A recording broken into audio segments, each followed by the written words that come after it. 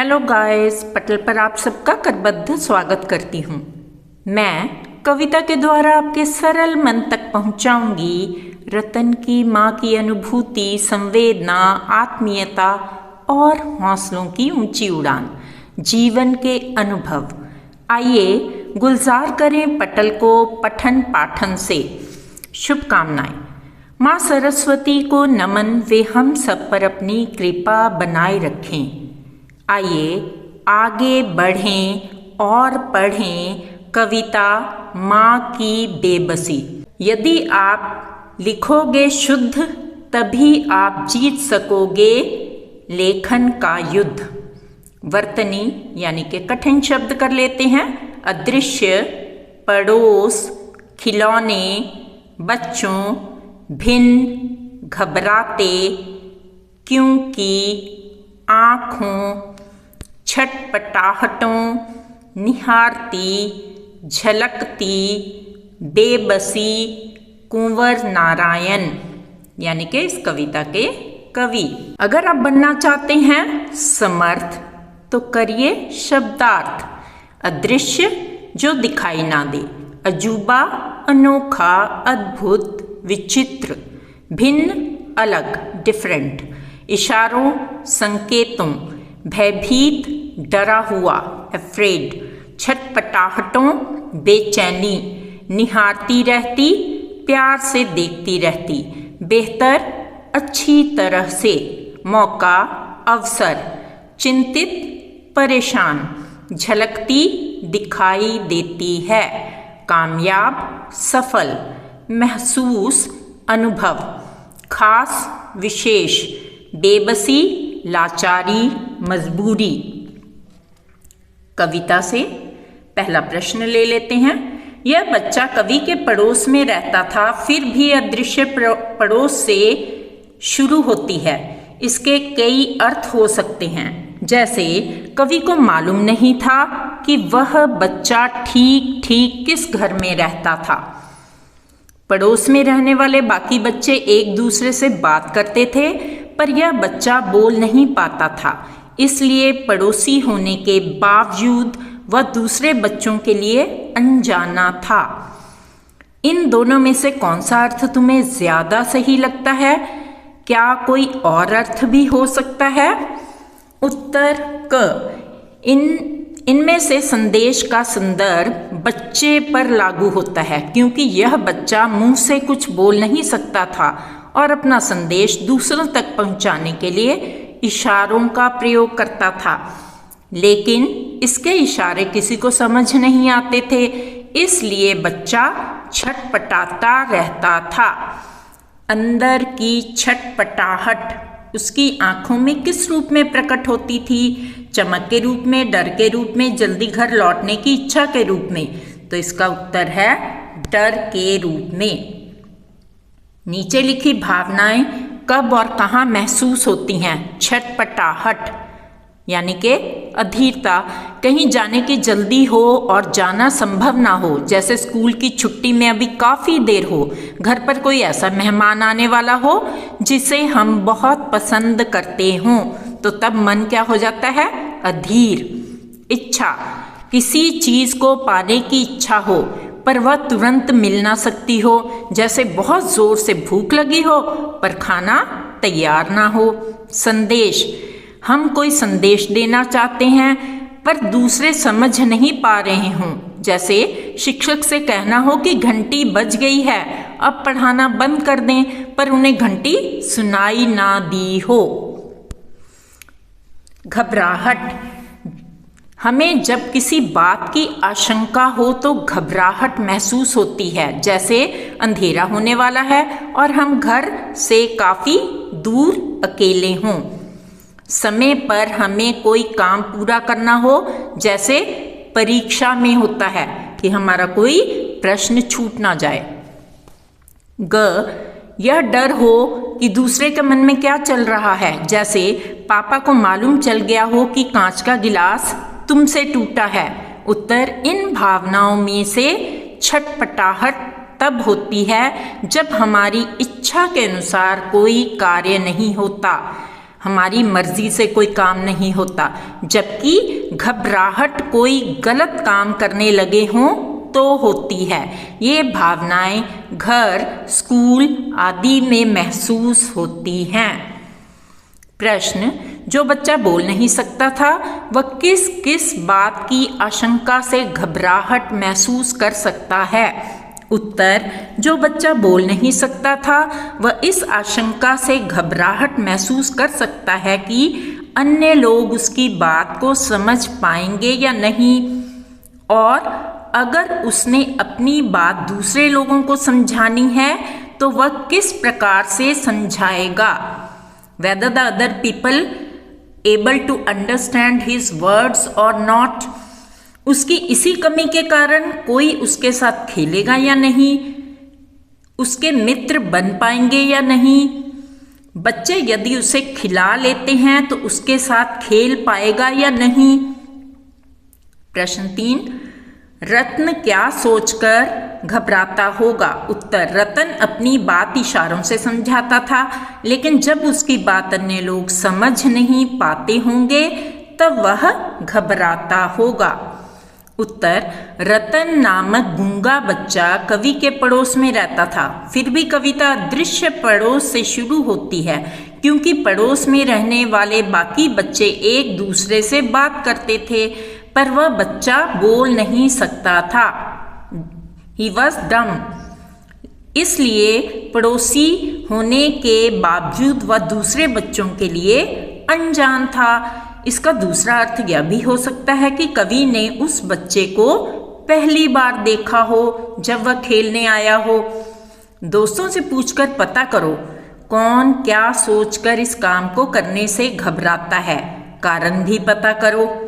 Reasons. उत्तर, दोस्त सहेली का नाम किस बात से घबराता है? वंश, अंधेरे से, कहीं अंधेरे में कोई आ ना जाए, डरता है वो। प्रियंका, बीमारी से, क्योंकि बहुत सी कड़वी दवाइयाँ खानी पड़ेंगी। रजनी, ऊंचाई से, कहीं गिर ना जाऊं। सागर, पानी से, कहीं डूब ना जाऊं। अनिकेत, आग से, कहीं जल ना जाऊं। भाषा के रंग। कवि ने इस बच्चे को टूटे खिलौने की तरह बताया है। जब कोई खिलौना टूट जाता है तो वह उस तरह से काम नहीं कर पाता जिस तरह से पहले करता था। संदर्भ के अनुसार खाली स्थान भरो। गाड़ी पहिया निकल जाने पर चल नहीं पाती, प्रॉपरली चलती नहीं है। गुड़िया सीटी निकल जाने पर बज नहीं पाती। गेंद हवा निकल जाने पर उछल नहीं पाती। जोकर चाबी निकल जाने पर चल नहीं पाता। यानी कि उनमें ये कमियां आ जाती हैं। प्रश्न 2, बेबस शब्द बे और वश से जोड़कर बना है। यहाँ बे का अर्थ बिना है। नीचे दिए शब्दों में यही बे छिपा है। इस सूची में तुम और कितने शब्द जोड़ सकते या सकती हो? बेजान, बेसहारा, बेचैन, बेहिसाब, 4 आपके लिए शब्द दिए हुए हैं। बेजान, बेईमान, बेखौफ, बेकार, बेघर, बेनाम, बेचारा। ये इसका उत्तर हो गया। देखने के तरीके। प्रश्न 1, कविता में देखने से संबंधित कई शब्द आए हैं। ऐसे 6 शब्द छांट कर लिखो। उत्तर, अदृश्य, देखना, इशारे, आंखें, निहारती, झलकती। प्रश्न, माँ की आंखों में झलकती उसकी बेबसी आंखें बहुत कुछ कहती हैं। इस तरह तरह के भाव के लिए होती हैं। नीचे कुछ आंखों का वर्णन है। इनमें कौन सी नजरें तुम पहचानते हो? उत्तर, हम इन सभी नजरों को पहचानते हैं, जैसे सहमी नजरें यानी कि डर, प्यार भरी नजरें जिनमें हमें प्यार नजर आता है, क्रोध भरी आंखें यानी कि गुस्सा नजर आता है, उनिंदी आंखें यानी नींद से भरी हुई आंखें, शरारती आंखें जिनमें हमें कोई नटखटपना नजर आता है, डरावनी आंखें जो हमें डराती हों। प्रश्न 3, नीचे आंखों से जुड़े कुछ मुहावरे दिए गए हैं, तुम इनका वाक्यों में प्रयोग किन संदर्भों में करोगे? वाक्य प्रयोग, मुझे आंखें मत दिखाओ, गलती करने पर तो नजरें चुरानी पड़ती हैं, तेजस अपने माँ बाप की आंखों का तारा है, यानी कि बहुत प्यारा। आजकल काम निकलते ही लोग नजरें फेर लेते हैं, पुलिस गलत काम देखकर भी आंखों पर पर्दा डाले बैठी रहती है। कोई अगर मगर नहीं, उत्तर दें सही सही। आइए पाठ के प्रश्न उत्तर कर लेते हैं। दीर्घ उत्तरीय प्रश्न। प्रश्न 1, एक माँ की बेबसी कविता में कवि ने किसे अधिक बेबस बताया है, क्यों? उत्तर, एक माँ की बेबसी कविता में कवि ने रतन की माँ को अधिक बेबस बताया है, क्योंकि वह चाहकर भी अपने बेटे की कमी को दूर कर पाने में असमर्थ थी, यानी कि कमी दूर नहीं कर सकती थी। माँ को यह बेबसी बच्चे के ना बोलने से और उसके बच्चे की पीड़ा के कारण होती होगी। प्रश्न, रतन की माँ की आंखों में किस तरह की बेबसी झलकती होगी? उत्तर, रतन की माँ की आंखों में अपने बच्चे के ना बोलने की बेबसी झलकती होगी।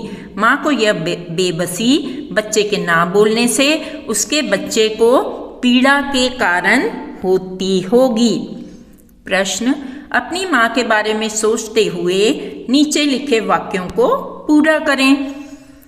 मेरी माँ बहुत खुश होती है, उत्तर इसके साथ साथ मैंने दे दिए हैं, जब मैं पढ़ाई करता हूँ या जब मैं पढ़ाई करती हूँ।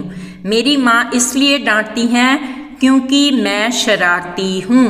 मेरी माँ चाहती है कि मैं बड़ा होकर डॉक्टर बनूं, इंजीनियर बनूं।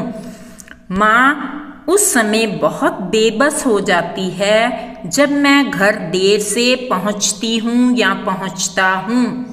मैं चाहती हूँ या चाहता हूँ कि मेरी माँ का आशीर्वाद हमेशा मेरे साथ रहे। प्रश्न, क्या रतन की तुलना टूटे खिलौने से करना उचित है? उत्तर, हाँ, रतन की टूटे खिलौने से तुलना करना ठीक है, क्योंकि वह ना कुछ बोल सकता था और ना उसके इशारे कोई समझ सकता था। कविता में कवि ने किसे अजूबा कहा है और क्यों? उत्तर, रतन सामान्य बच्चों से भिन्न था, वह बोल नहीं सकता था, उसके हाव भाव बाकी बच्चों से अलग थे, दूसरे बच्चों को उन्हें समझ पाना बहुत कठिन था, इसलिए कवि ने रतन को अजूबा कहा है, यानी कि अजीब गरीब। खेलते समय माँ रतन को क्यों निहारती रहती थी? उत्तर, रतन इशारों द्वारा अपने मन की खुशी या दुख प्रकट करता था। उसकी बेचैनी देखकर बाकी बच्चे उससे घबरा जाते थे, इसलिए रतन की माँ परछाई बनकर खेलते हुए रतन को निहारती रहती थी। Let's walk extra mile with a smile. कवि ने कविता के कामयाब होने का क्या कारण बताया? उत्तर, कवि ने कहा कि कविता पूरी तरह से समझ में आती है जब उसमें से एक चित्र बनकर हमारे सामने उभर कर आता है, तभी कविता पूरी तरह कामयाब होती है। यानी कि कविता को जब हम विजुअलाइज कर देते हैं। रतन को देख कवि और उसके मित्र क्यों घबरा जाते थे? रतन के ना बोल पाने के कारण वह अपनी बात इशारों से करता था। कवि और बच्चे जब रतन की बात समझ नहीं पाते थे तो वह छटपटा जाता था। यह देखकर कवि और उसके मित्र घबरा जाते थे। लेखक कविता को किस तरह से पढ़ने की सलाह देता है? लेखक के अनुसार कविता धीरे धीरे पढ़ने की चीज़ है, उसे मन में उतरने में काफ़ी समय लगता है। कभी कभी तो वर्षों बाद बचपन की पढ़ी कविता पढ़ते हैं तो लगता है पहली बार इसे पढ़ा है।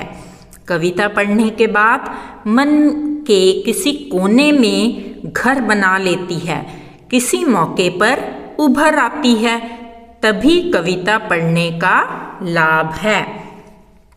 बात बात में बन जाए बात बहुविकल्पीय प्रश्नों के साथ। Let's do MCQs. रतन का खेलना कौन निहारती रहती थी? उसकी दादी, उसकी बहन, उसकी माँ। तो सही उत्तर है उसकी माँ। बेबर शब्द में कौन सा उपसर्ग है? बस, बे, बेस। तो इसका सही उत्तर है बे। कवि को किसकी आंखों में बेबसी झलकती नजर आती है? रतन की आंखों में, उसकी माँ की आंखों में, उसकी बहन की आंखों में। तो सही उत्तर है उसकी माँ की आंखों में। इनमें से कौन सा बे उपसर्ग वाला शब्द है? बेचना, बेचैन, बिक्री। तो सही उत्तर है बेचैन। रतन के साथ क्या दिक्कत थी? उत्तर, वह बोल नहीं सकता था। आंखें दिखाना मुहावरे का क्या अर्थ होता है? खुश होना, डराना, स्वार्थी होना। तो सही उत्तर है डराना। एक माँ की बेबसी कविता के कवि कौन हैं? उत्तर, कुंवर नारायण। कविता में बच्चे का नाम क्या है? उत्तर, रतन। अन्य बच्चों की तरह रतन भी क्या था? उत्तर, एक बच्चा। रतन की इशारों में कही बातों को कौन नहीं समझ पाते थे? बच्चे, माता पिता, गांव के लोग। तो सही उत्तर है बच्चे। एक माँ की बेबसी कविता के कवि कौन हैं? रामधारी सिंह दिनकर, कुंवर नारायण, नागार्जुन, कल्पनाथ सिंह। तो इसका सही उत्तर है कुंवर नारायण जी। कविता में रतन की तुलना किससे की गई है? उत्तर, टूटे खिलौने से। रतन अन्य बच्चों के लिए कैसा था? अजूबा, सामान्य, विशेष, प्रिय। तो सही उत्तर है अजूबा। प्रस्तुति सविता खोसला। धन्यवाद। If you like our content back to school Mrs. Savita Khosla channel, do like and subscribe, do share with your friends. I will really appreciate. फिर मिलूंगी अगली वीडियो के साथ। अगर आप चाहते हैं कोई वीडियो मैं बनाऊं तो उसका नाम अवश्य कमेंट बॉक्स में दें।